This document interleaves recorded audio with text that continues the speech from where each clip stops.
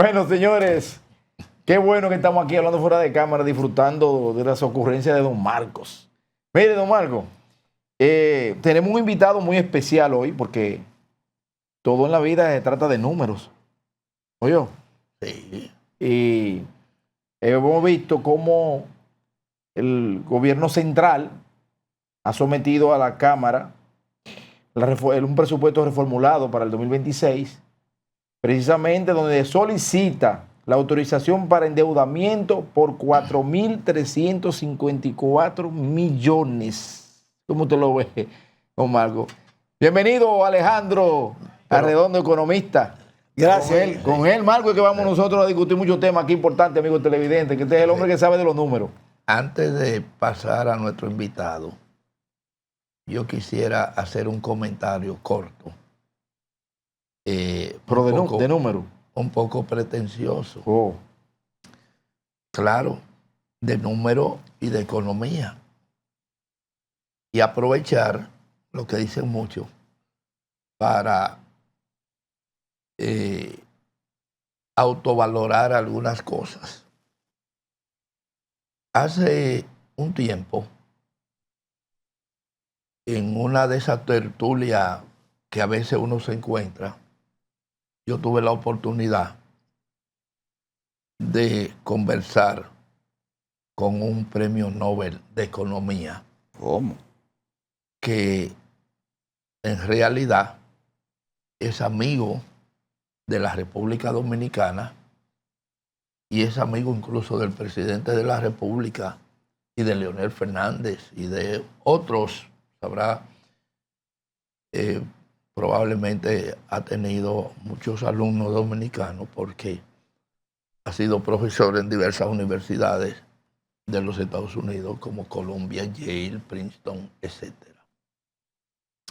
Y le pregunté sobre el tema de las deudas en la República Dominicana, de lo cual yo nunca he sido contrario a las deudas, sino a la administración de la deuda. Y se me ocurrió preguntarle cuál era nuestra situación, hasta dónde podríamos endeudarnos.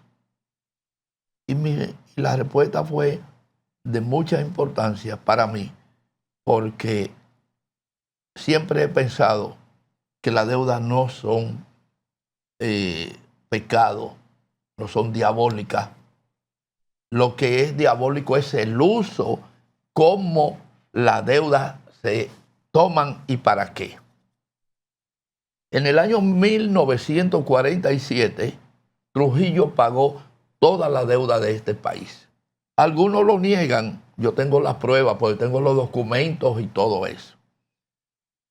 Y realmente Trujillo habría que examinar todos sus defectos. Luego vino Balaguer, significativamente, que se negó a endeudar el país. Pero conjuntamente con el país, se negó a endeudarlo y para muchos, con orgullo, exhiben eso. Muchos seguidores de Balaguer siguen eso como un trofeo. Yo no necesariamente. Pero vamos a ver el trofeo para que Alejandro nos diga cómo está la deuda de ahora. Sí, pero precisamente lo que quiero motivarlo, tomarme unos tiempo para yo dejar que Alejandro nos aclare algunas cosas. Resulta que en ese encuentro que tuve con este referido premio Nobel, que fue Joseph Stiglitz, pues le dije, ¿cómo usted ve? ¿Qué tenemos que hacer para nosotros lanzarnos hacia adelante? Sorpresivamente me dijo, endeudarse más. Fue una sorpresa para mí y para los que estaban ahí, aunque dijo, y lo dijo en inglés, dijo, very carefully. Es decir, hey, cuando te digo endeudarse más, no es hacer festín de la deuda. Y lo dijo bien claro. Si usted se va a hacer una deuda para invertir en algo que le da un resultado determinado y todo eso, esa no es una deuda. Y nos puso el ejemplo del Canal de Panamá y otras obras. Entonces, cuando yo quiero dejar en manos de el economista, porque hay una cuestión que yo no estoy de acuerdo por una cosa. Yo veo que la oposición, en sentido general, grita cada vez que se aprueba un préstamo. Y grita otra vez más, hay más préstamos. Yo no sé, porque no soy economista, y digo, pero ven acá. Pero no explican en realidad la causa de lo benigno o lo maligno que es ese préstamo.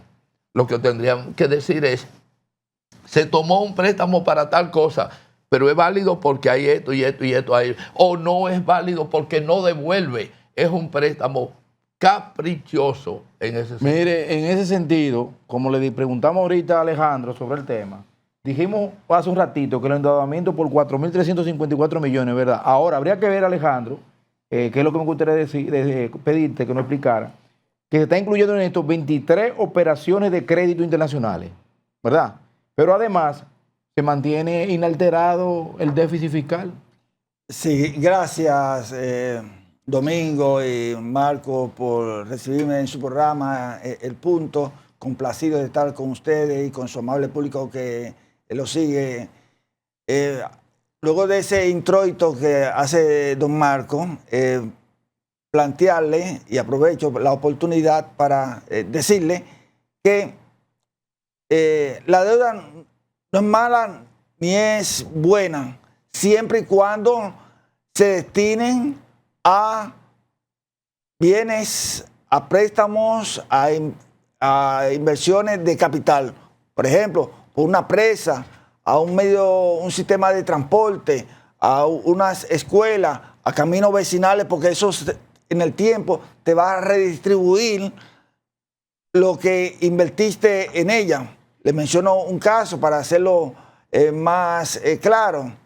¿Cuántas veces se ha pagado la presa de Valdesia, la que le suministra agua al Gran Santo Domingo?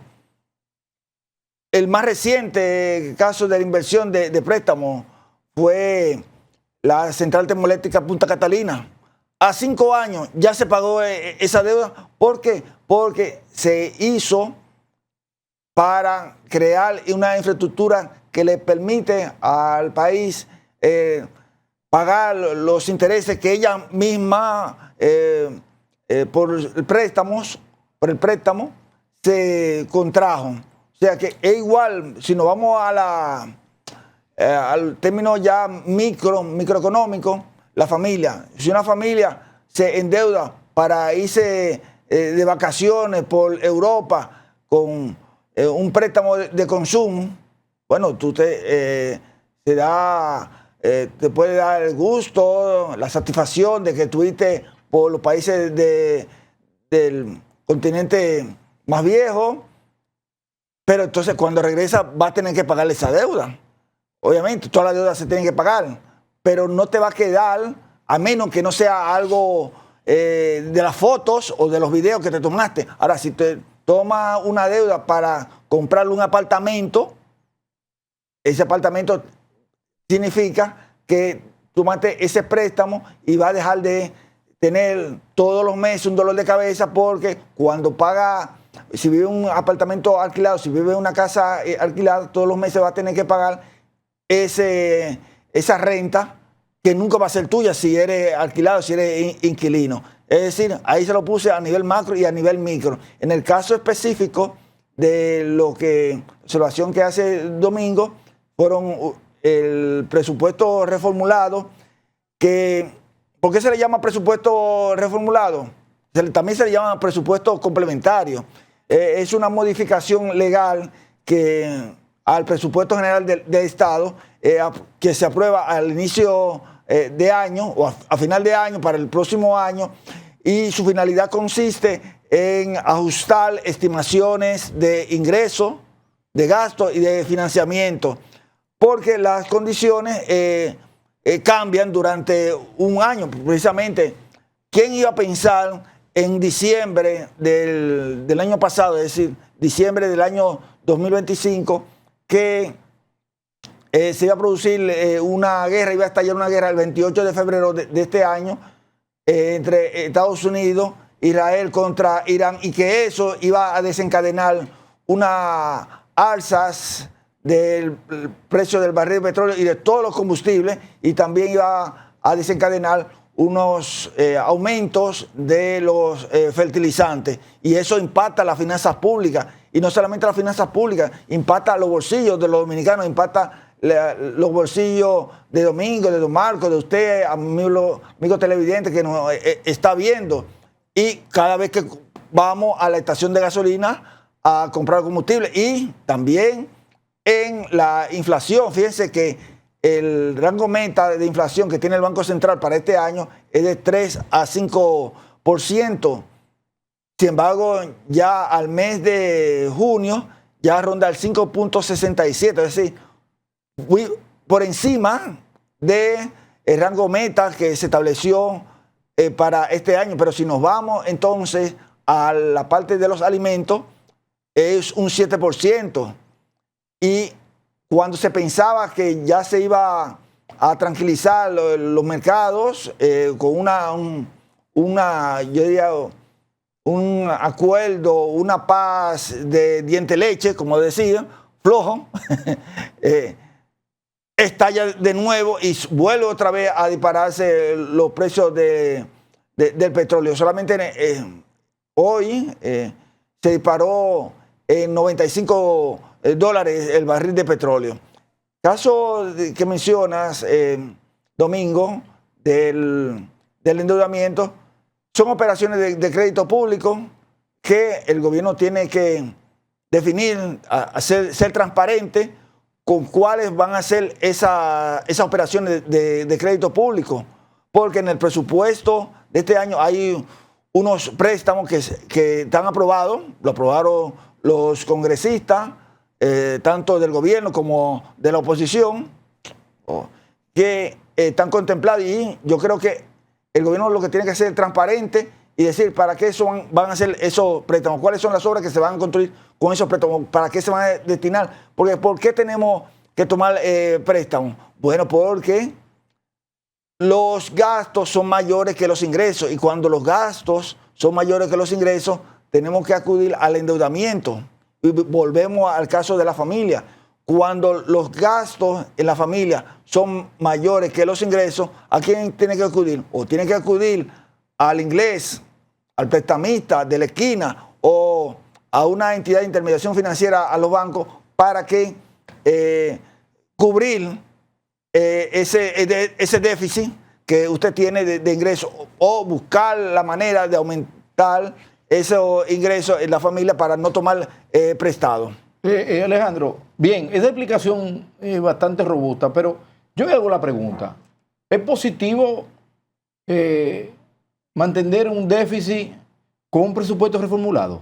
¿Eso es positivo? Sí, claro, porque fíjate, nosotros el año 2024 se aprobó la ley de responsabilidad fiscal. Esa ley de responsabilidad fiscal es una camisa de fuerza para el gobierno, le he llamado así una camisa de fuerza, porque le establece al gobierno un déficit fiscal que no puede sobrepasar de un 3%. Son 2.58, pero vamos a redondearlo en un 3%.